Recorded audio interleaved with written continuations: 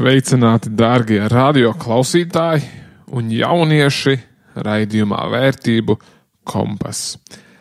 Mani sauc Ronalds Svarups, un šis ir raidījums, kurā mēs atklāti runājam par aktuālām tēmām katram jaunietim un skatāmies uz Bībeli kā uz mūsu dzīves un vērtību kompasu.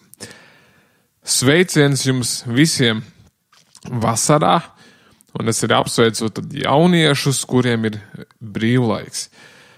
Es pagājušajā gadā ap šo pašu laiku ierakstīju raidījumu par vasaru, kuru ir vērts atcerēties.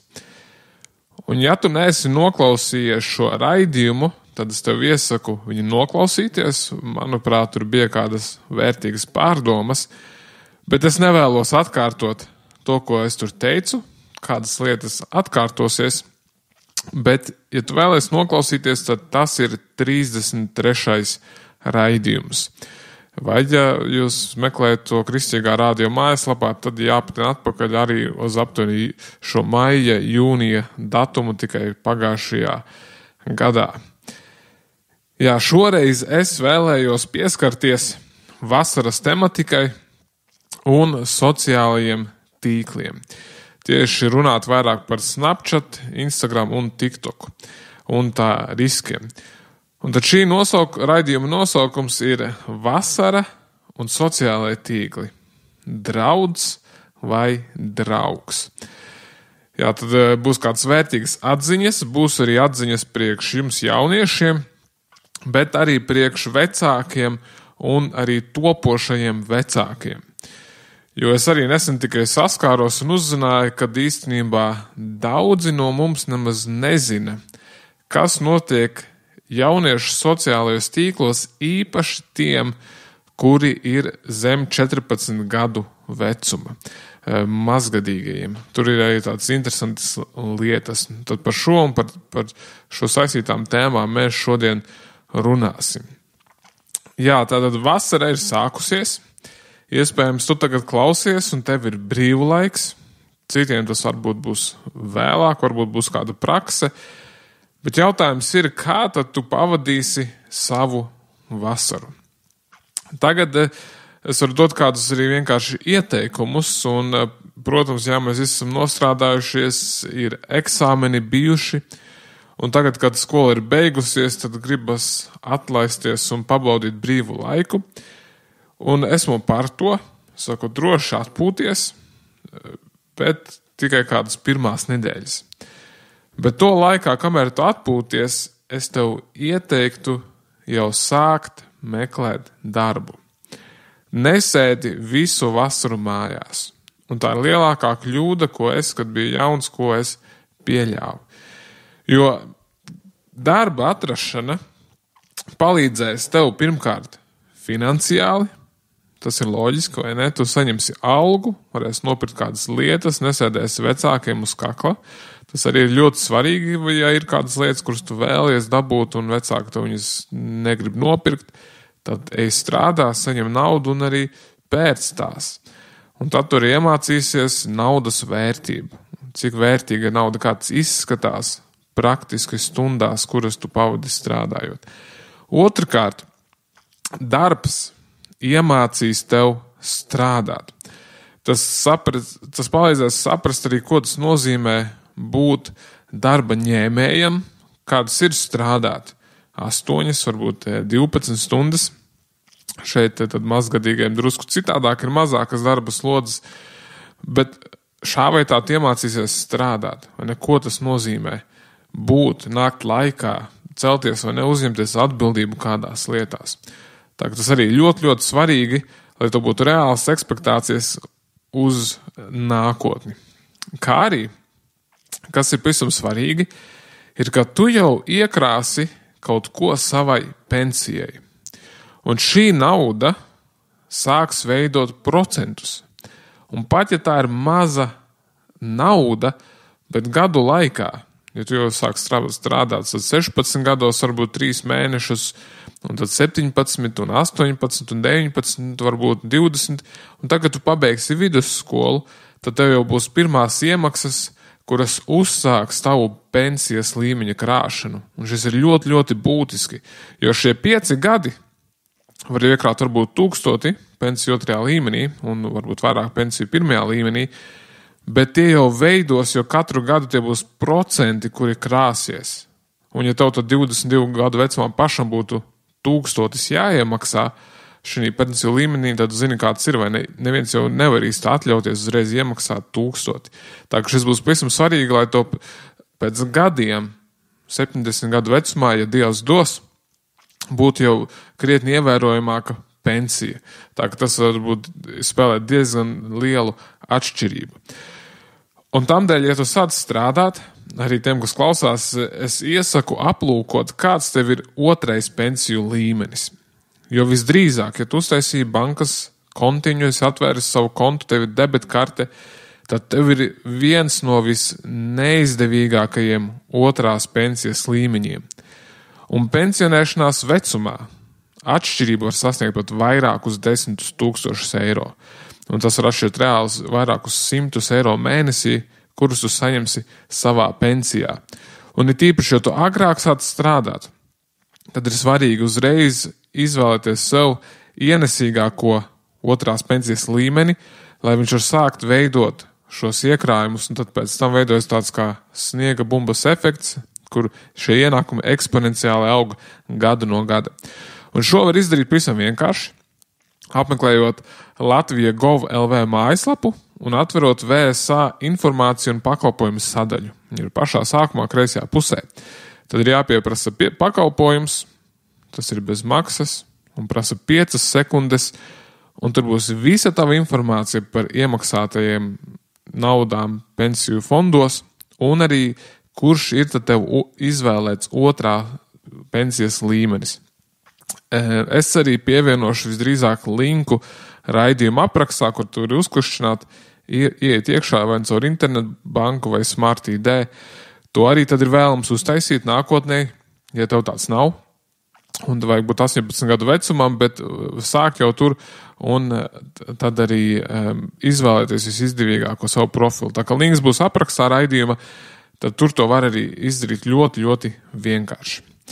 Bet, lai šos ieguldījumus veiktu, tev ir jāstrādā oficiāli.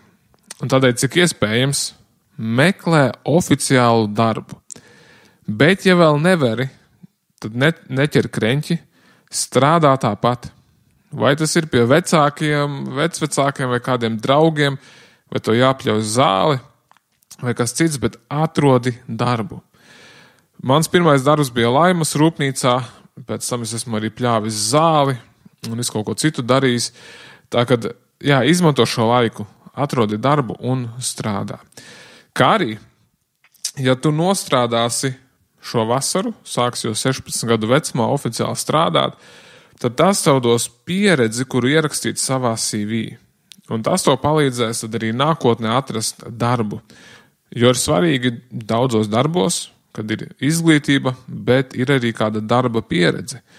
Un pat ja tu strādāji maksimā, un mēs visi sākam no pašiem vienkāršākajiem darbiņiem, tas jau tev dos kādu ierakstu tavā CV, kas tev palīdzēs atrast darbu, un darba devējs zinās, jā, viņš jau ir strādājis kaut kur, un tad redzēs mēnesi, 2 vai 3.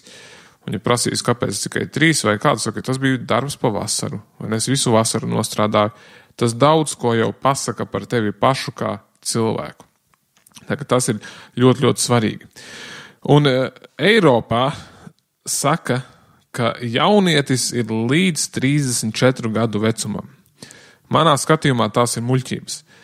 25 gadu vecumā tu esi jau nobriedis vīrietis vai nobriedusi sieviete, kura nes pilnu atbildību, un jau šī vecumā tev vajadzētu būt gatavai vai gatavam veidot ģimeni. Mēs, piemēram, sākām savu ģimeni, kad manai sievai bija tikai 23 gadi. Un ja tev jau ir 20, tu vairs neesi bērns. Tu esi pieaudzis cilvēks, un ir jāsāk tā arī uzvesties un uzņemties atbildību. Tātad pirmkārt meklē darbu jau no 16 gadu vecuma, bet es iesaku ātrāk, ja ir iespējams kaut kur ātrāk strādāt.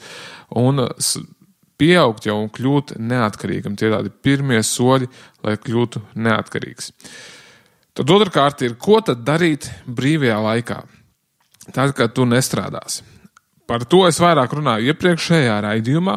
Es tad mudinu noklausies arī to, bet es vēlos arī jūs mudināt, un es to vienmēr mudinu, neizniekot savu laiku. Neizniekojiet to. Tas ir dārgs, un īpaši neizniekot tos sociālajos tīklos, jo tie tevi atstās tukšu. Šis doomscrollings, kurš izsūc visu vēlmi kaut ko darīt, jo visu laiku ir nepieciešams lielāks stimuls, lai atrastu kaut ko interesantu. Un mēs zinām, kādas ir bieži, kad ir brīvs vakars, vai pat brīva visa diena, vai visa vasara, tad tu jau zini, kā tas beigsies.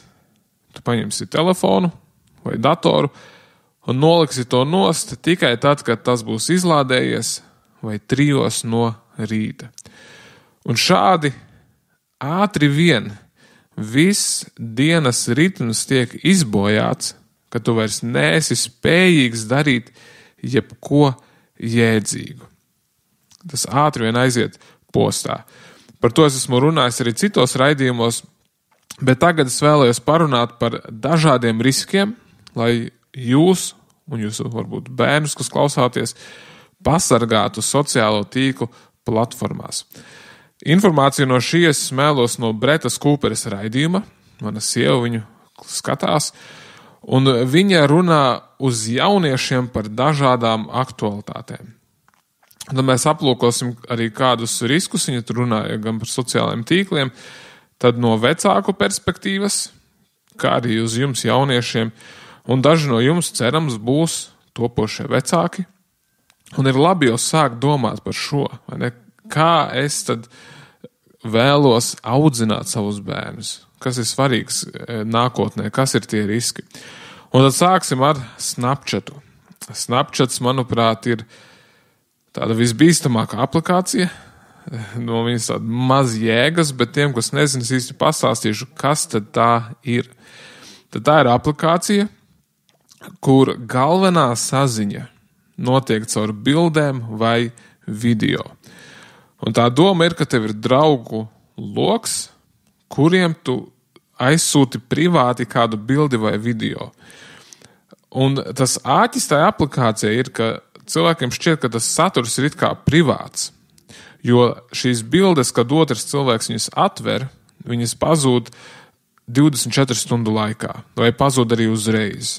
Tas ir atkarīgs, kā tur iestat iestatījumus, bet tas nozīmē, ka tev var būt draugi, vai jums vecāki, tad jūsu bērnam ir draugi, kuri sūta viens otram bildes vai video, un tas var būt jebkas, pilnīgi jebkas, jo to nevar nekādīgi cenzēt, to nevar nokontrolēt, un tad otrs šis cilvēks atver šo bildi vai video, un tad viņa uzreiz pazūd. Un tad liekas, ka tas ir ļoti privāti. Un tādēļ šī aplikācija ir tik populāra, jo ir tik vienkārši sūtīt cilvēkiem lietas, un jūs redzat, cik ātri tas var palikt bīstami, cik ātri tas var eskalēt uz kādām lietām. Bet tad bērni un jaunieši, it kā šī aplikācija, man liekas, no 14 gadu vecuma, bet lejuplādēt viņu var jebkurš, un ierakstīt tur var jebkādus datus, tas netiek pārbaudīts, ierakst ēpastu un visu, un to var iet uzreiz sazināties ar saviem draugiem un sūtīt bildes un video. Un tur ir tāda spotlight funkcija, kur izlaiž citu cilvēku saturs. Līdzīgi kā YouTube Shorts vai TikToks vai citas arī Facebook Story un citas sociālo tīklu platformas, kur izlaiž saturs no cilvēkiem, kurus tu nepazīsti. Un tad šī sieviete stāstīja, kad viena sieviete uztaisīja testu, viņa izveidoja profilu, kas bija laikam 12 gadniekam vai 14 gadniekam, un neko nedarīja.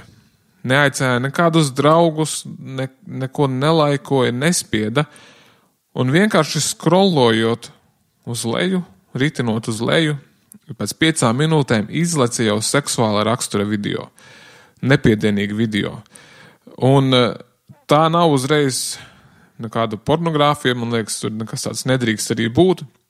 Tas, ko viņi privāti sūta, to neviens nevar nokontrolēt, bet tur izlasa konkrēti seksuāla rakstura video, kur cilvēki tur māca, kā darboties ar prezervatīviem un stāsta dažādas lietas. To visu nemaz šeit nestāstīšu. Bet nekas tāds nebūtu pieļaujams nedz 8-gadīgam, 10-gadīgam vai 12 vai pat, nezinu, vispār tur tas, ko viņi rādīja, nav sakarīgas lietas. Godīgi sakot, tādas pretīgas, perversas lietas, kas tad izaudzina tavu meitu, ja tev tāda ir, vai jums būs topošās meitas par vieglas uzvedības sievietēm. Un tāpat arī sabojā jauniešu jau bērnu puišu smadzenes un sabojā viņu priekšstats par to, kā izskatās attiecības un kas vispār ir sievietes un meitenes un ko viņas vēlas un pretēji, ko puiši vēlas. Tādas ļoti perversas lietas. Tur nav tikai dziesmiņas vai kaut kas cits vai kādas dejas, bet daudz kas perversīgāks, un tad tur ir arī viss pārējais transkontents un tā tālāk, no kā nav nekas auglīgs. Tā ka no šī ir ļoti jāuzmanās, un tas līdzās tieši jauniešiem. Algoritms tā ir uztaisīts, un Snapchats varētu to pamainīt, bet viņi to nedara. Tā ka tas ir apzināti, lai iedoktrinētu lietas mūsu bērnos un jauniešos. Tā ka vecāki paskatieties vai uzziniet, un ja tu tam netici, uztaisi pats savu profilu, Snapchatā ieliec savu bērna vecumu, neaicini nekādus draugus, neko, un vienkārši paskaties. Paskaties, kas tur izlec ārā. To pašu izdarīt arī ar Instagram vai YouTube, ja tev liekas, ka tu dod bērnam YouTube Kids vai ko tādu. Ja jūs paskatāties, tad bērniem pēc 2-3 video sāk izliekt tādi ļoti šizīgas lietas, tādas jocīgas lietas. Otrakārt, Snapchatam, kas ir par riskiem, un šis attiecas ne tikai uz vecākiem saistībā, bet arī uz jums jauniešiem, ir tas, ka tur ir karte, kur cilvēki dalās un redz, kurš cilvēks liet kādas lietas. Un tas ir, protams, ja tu to atļauj. Un reizē viņas parāda tikai aptuveni atrašanās vietu, bet ja cilvēki liek tur bildes, tad vai tu pats dalies savu atrašanās vietu, tad tur ir precīzi pateikt, kur tu esi.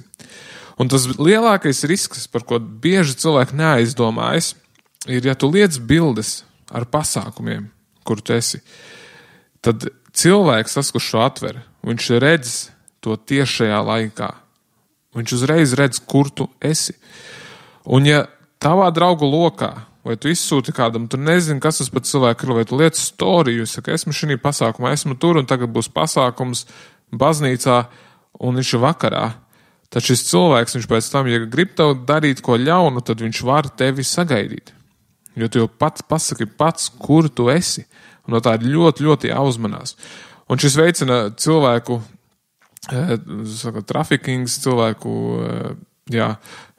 pārdošanu, verdzību, kas notiek, un Snapchats mēnesī saņem 10 000 pieteikumu no cilvēkiem, kuri saņem ziņas no kādiem, kuri seksuāli uzmācas vai vēlas satikties, no kādiem predatoriem, kas grib uzbrukt. Un tie ir tikai oficiālai dati. Mēs nezinām, kas notiek visu bērnu dzīvēs, un ir vairāki video YouTube, kur var apskatīties, kur ļoti vienkārši var pierunāt mazas meitenes, mazus puišus satikties, un tad tā arī notiek, satiekas.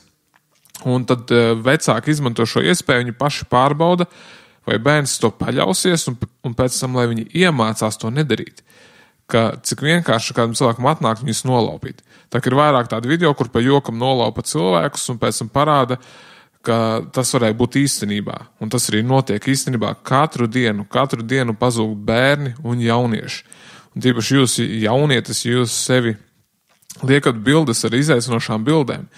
Jūs uztaisat sevi par ļoti vieglu mērķi. Pie šīs pieskaršos vēl drusku vēlāk.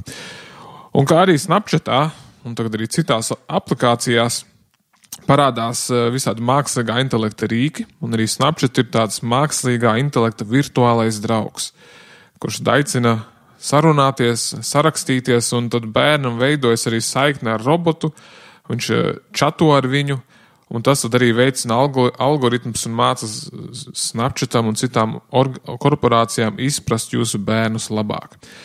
Tad nākamie riski, es vēlos parunāt par Instagram un arī Facebook, tas iet kopā. Un šeit ir līdzīgi, kuru jūs jau jaunieši zinat, vai ne? Var likt bildes, un stāstīt par savu ikdienu. Un arī ir cilvēki, kas veikuši pētījumus, ka viņi uztaisa mazgadīgā profilu un ieliek dažas bildes, un jau minūšu laikā raksta pēdiņās kādi 14-gadīgi zēni vai atklāti pieauguši vīrieši, raksta ziņas, ka viņi vēlas satikties, sūta uzaicinājums vai uzreiz kādus kailu foto vai ko citu. Un to mēs vecāki vai pat jaunieši bieži nezinām. Mēs to neredzam. Bet tieši mazgadīgi ar to saskarās 8-gadnieki, 10-gadnieki, kas ieliek šo visu, un mēs maz nezinām, ka viņiem šādi raksta, un viņi tiek šantažēti, viņiem tiek teikts, tu nesaki šo vecākiem, un tiek izprovocēti. Un mēs neko par to varam nezināt, jo mēs bieži nezinām, kas notiek mūsu bērnu dzīvēs. Pēkšņi nākamajā dienā viņu vairs nav.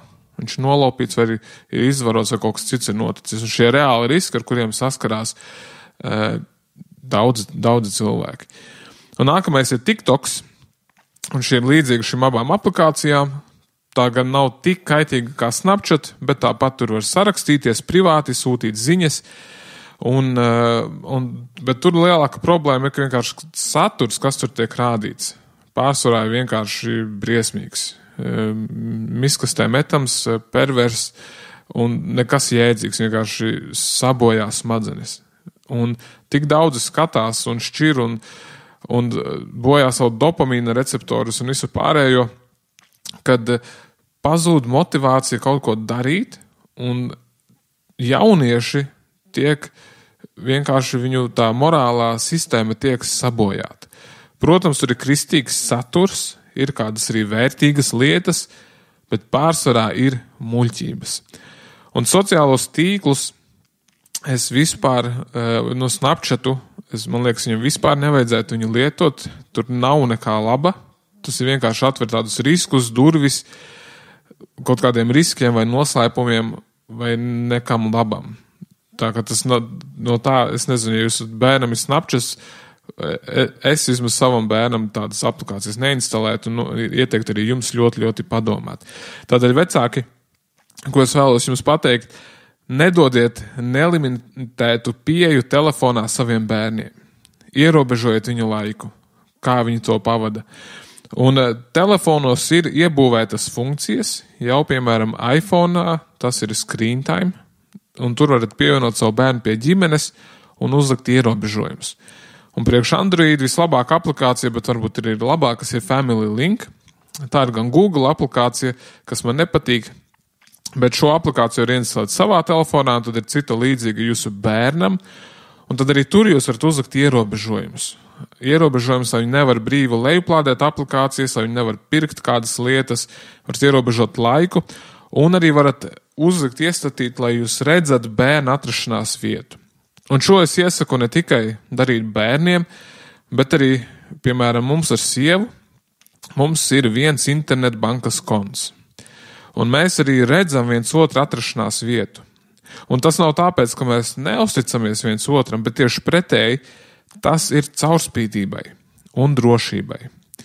Un ja es saku šo visu un tev jau liekas jocīgi, ka tu nevarētu neko tādu darīt, tad paprasi sev kādēļ. Kādēļ tu nevēlies būt atklāts ar savu sievu vai savu vīru? Jo šis tad atstāja durvis būt neusticīgam dažādās sfērās. Un kad cilvēki ir laulāti, tad viņi to par vienu miesu. Viņiem viss ir kopīgs. Un es iesaku arī jums, laulātajiem, tad darīt lietas kopīgi, finanses kopīgi, arī redzēt vienam otru atrašanās vietas. Es zinu cilvēkus, kuriem ir kopīgs Facebook konts, lai nebūtu nekādi kārdinājumi, lai cilvēki kādi bijušie nerakstītu vai ko tādu, kad ir vārds uzvārds un nezinu, piemēram, svarupi. Mēs esam vai ne, ka viens konts uz abiem diviem, vai ēpasts arī uz vīriem un sievu kopīgs, lai tad būtu caurspīdība. Un ja jūs veiciet šos ierobežojumus bērnam, viņa telefoniem, tad arī sakiet šo viņam. Nedariet to aiz muguras, lai viņš zina, ka jūs viņu uzmanat. Un tad, ja viņš arī zinās, ka jūs redzat šīs lietas un ka jūs sekojat viņam līdzi, tad arī cerams viņš nedarīs muļķības. Bet to visu dariet mīlestībā. Runājiet ar bērnu, pastāstiet par šīm briesmām, Parādiet online kādus video, kur šie bērni pa jokam tiek nolaupīti, vai arī pa īstam, ir dažādi gadījumi, bet uzmaniet savus bērnus, ļoti, ļoti sekojiet līdzi. Un jaunieši jūs, ir svarīgi arī šīs aplikācijas ieinstalēt, tās ierobežojuma aplikācijas, un paši ir ierobežojot savu laiku. Piemēram, es zinu, es varu ļoti viegli pavilkties uz šīm lietām, man nosēdēt YouTube vai kaut ko citur ir ļoti viegli, un tādēļ man arī ir ierobežojums 30 minūtes YouTube, un man nav sociālo tīklu aplikāciju, nevienas telefonā nav. Un manai sievai ir uzlikuši, es atļauju, viņa teica, lai viņa uzliek man ierobežojumu, viņa ielika paroli, un tad es nevaru viņu atbloķēt. Tad man ir norobežot sociālai tīkli, bet tas ir manis dēļ, es to vēlējos. Un tā arī pārbaudiet paši sevi.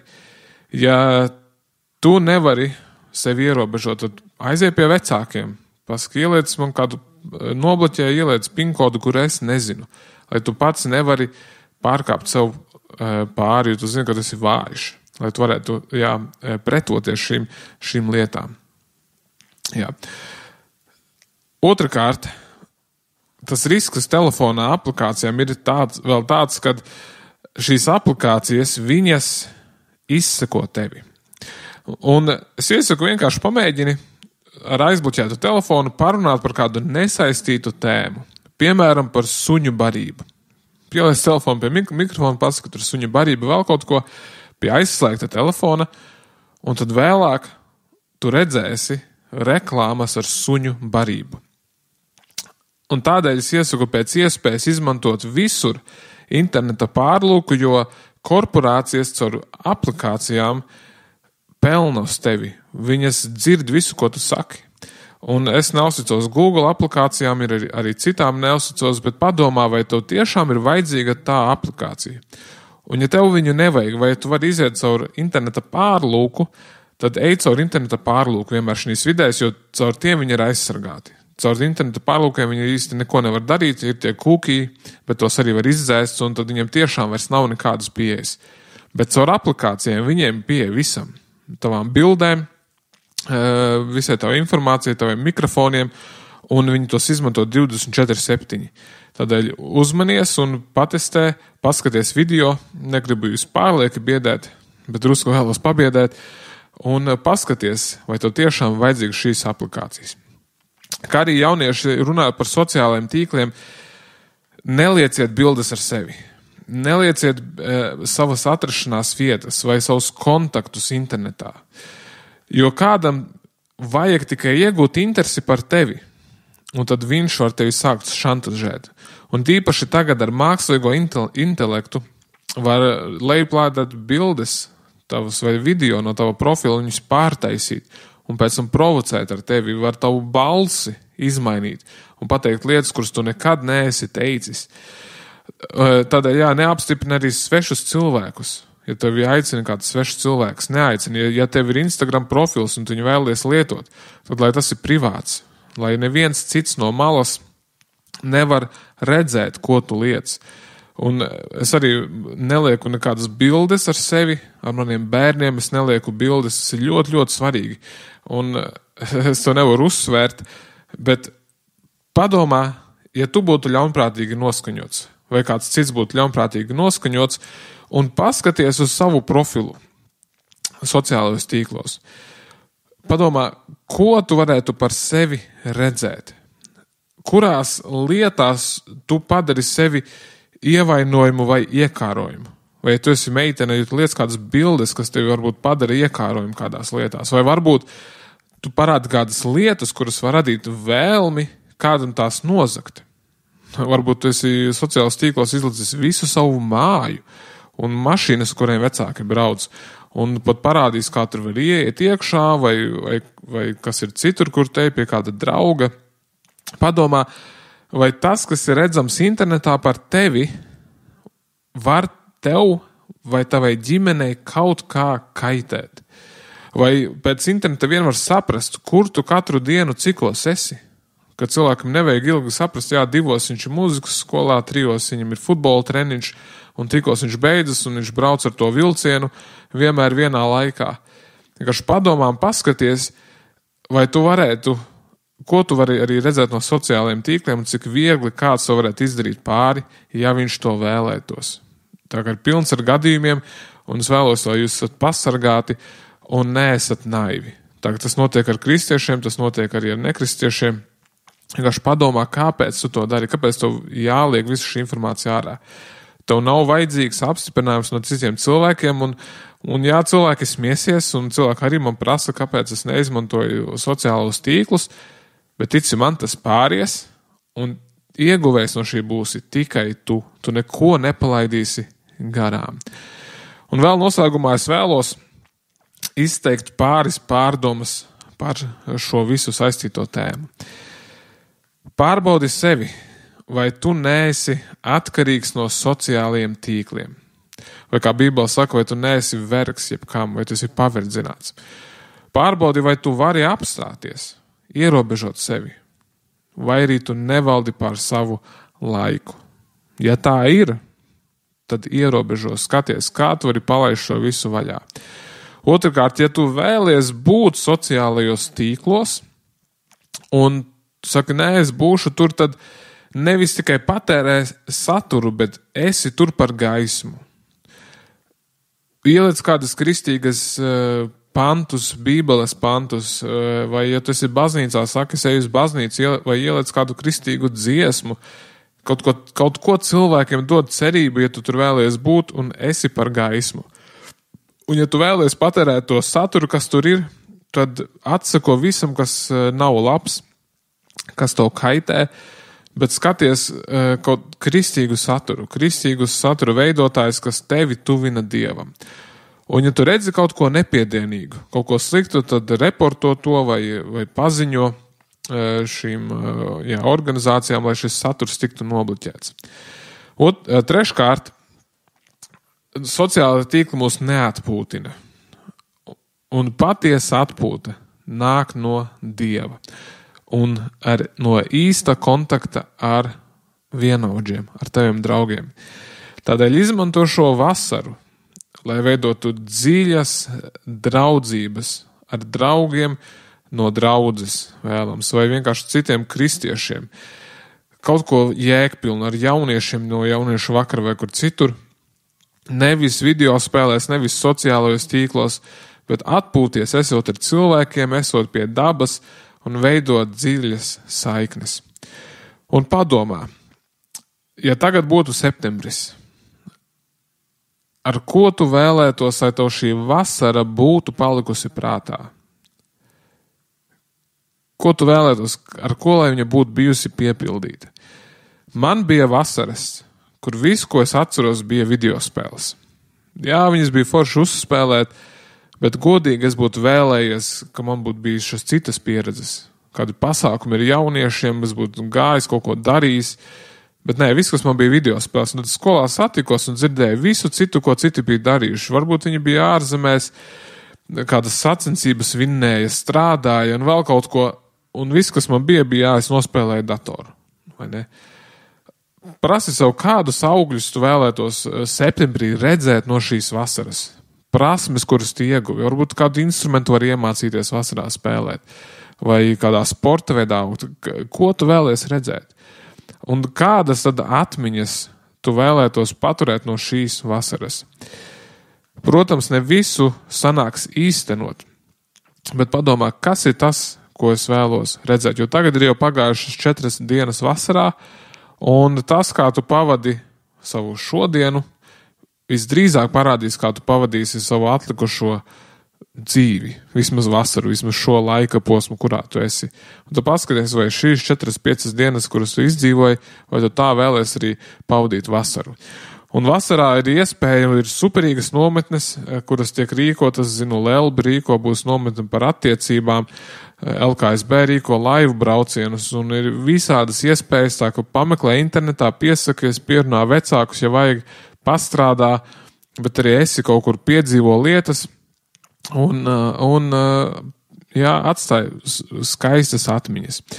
Un atceries galvenokārt, ko es vēlos dot līdzi, ka vasara ir pauze skolai, bet vasara nav pauze Dievam. turpiniet uz draudzi, lasi Bībeli, lūdz Dievu, izmanto šo iespēju augt, nevis tikt sagrautam un emocionāli iznīcinātam. Tad pajautā pats sev, vai tu vēlies, lai šī vasara būtu tev draugs, lai viņa tev nāk par svētību, vai lai viņa tev ir draugs, draudz, vai kā kaut kas tāds, kas tev iznīcinās, sabojās.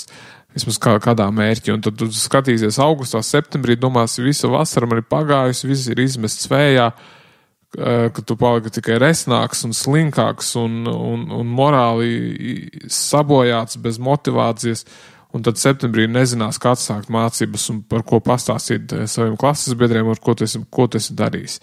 Tā kā nepauzē Dievu, tieši izmanto laiku, lai augtu Dievā, tev ir brīvi rīti, tagad būs brīvi vakari, nav jāmācās, lasi Dievu vārdu, audz, un es vienkārši novēlu, lai tev ir svētīga šī vasara. Izmanto to jēdzīgi, arī jaunieši uzmanieties ūdens tuvumā un izvērtējiet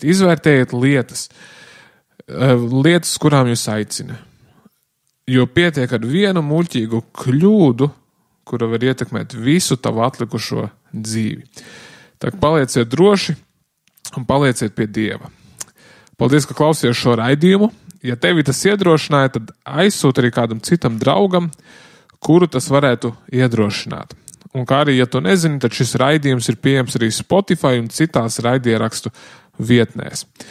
Un es arī, kā vienmēr iesaku, ja tev ir kāda ideja nākamajām tēmām, vai tu vēlies atstāt man atsauksmi, tu to vari droši izdarīt, apmeklējot mājaslapu ej.uz/vērtību kompas, vai arī rakstot uz manu ēpastu ronalds.svarups@gmail.com.